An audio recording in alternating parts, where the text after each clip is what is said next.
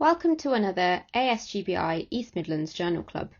I'm Jazz, an incoming CT2 in general surgery as of next week. So we're doing something slightly different today and deviating away from traditional journal club to discussing a topic that's incredibly important to all of us.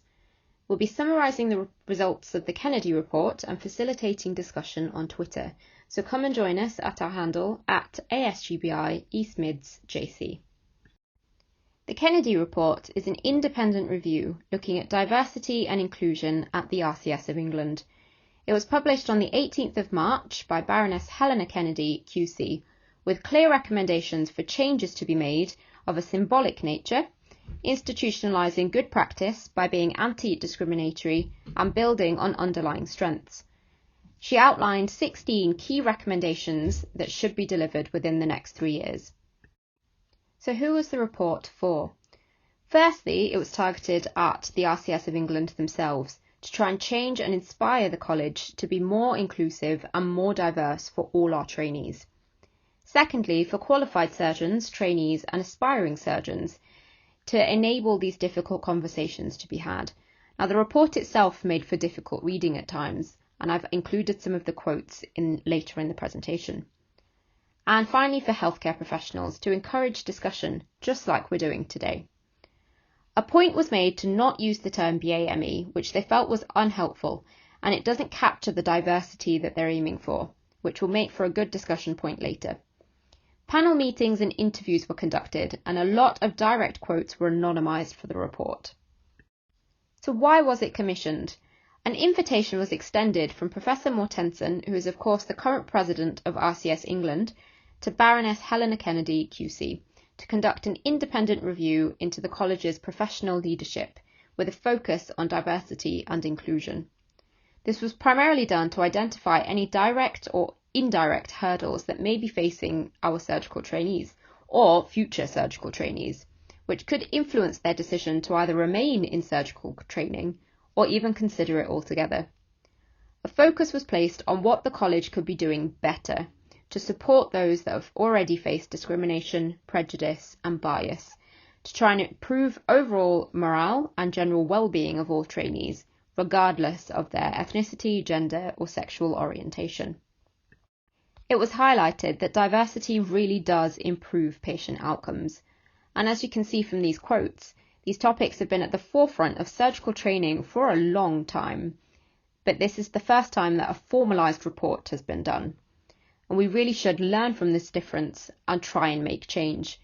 Now, expanding on this further, whilst bringing a slightly personal view, surgery has always had an aura of being a boys' club or an old boys' network, and I've received plenty of comments in the past regarding this. Things are beginning to change, but as the report highlighted, this is not fast enough, and clearly a lot of prejudice still exists. The report itself was split into several chapters, and I will highlight important parts of these sections. So the initial part of the report was about raising questions and why these questions are important, leading to how can we learn from them and educate ourselves. Finally, a lot of key recommendations were made to try and improve diversity and inclusion across all of surgery. Chapter 1 was about understanding the question. What does it mean to have diversity, a shared yet inclusive identity, and how does this reflect back to continuous learning, ethical practices and of course leadership? I will quote Baroness Kennedy as she mentions at the beginning of the report.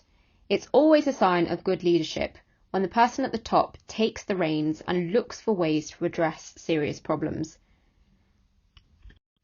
At the end of chapter 1, microaggressions were outlined, where there's a significant undermining of someone's identity due to an unconscious or conscious stereotype.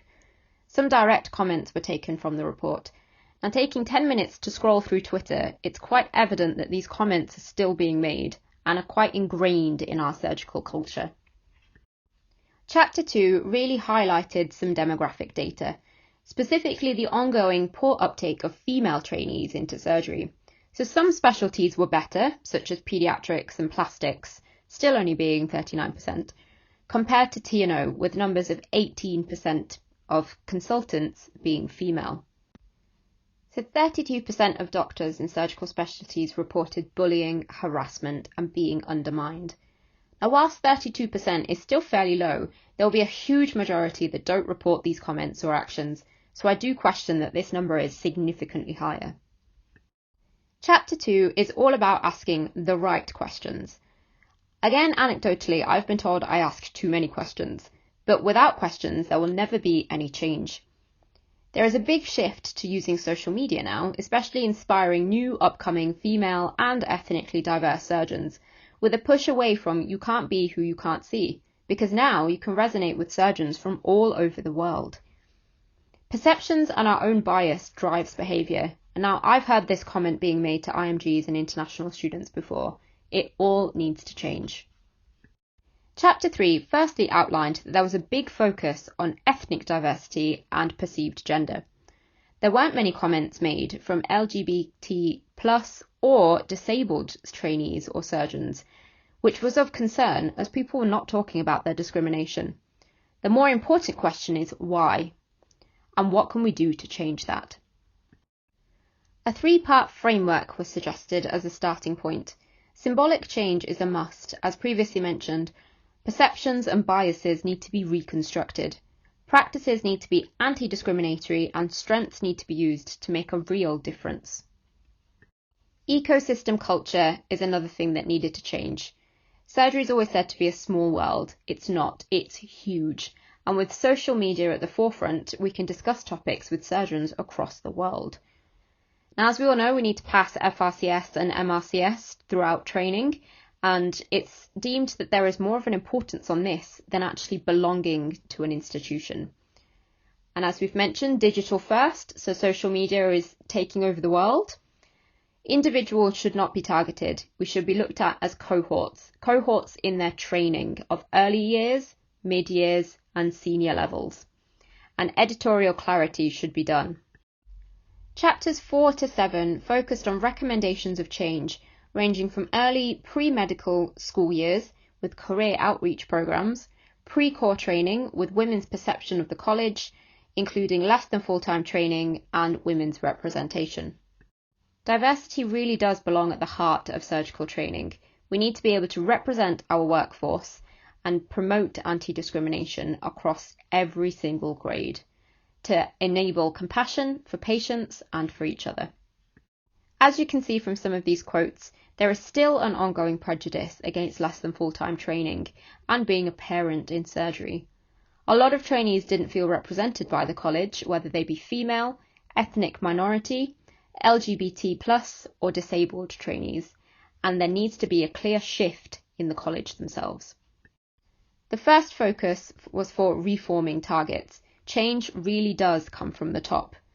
Now, elections for RCS presidency and vice presidency need to be broadened to include a diverse panel of candidates up for election, with all RCS members being given a chance to vote. Council itself was recommended to include more trainees from a junior and middle grade to provide insight into the workforce. Some more focused changes included ongoing work with the SAS Forum to provide clear direction for the role of SAS professionals. The flagship project is exciting for parents in surgery, which will encompass a large group of people. It's stressful, challenging, and piles on so much pressure where there shouldn't be for both male and female trainees. There will be a drive to address these issues at more of a hospital-based level with support of less than full-time training.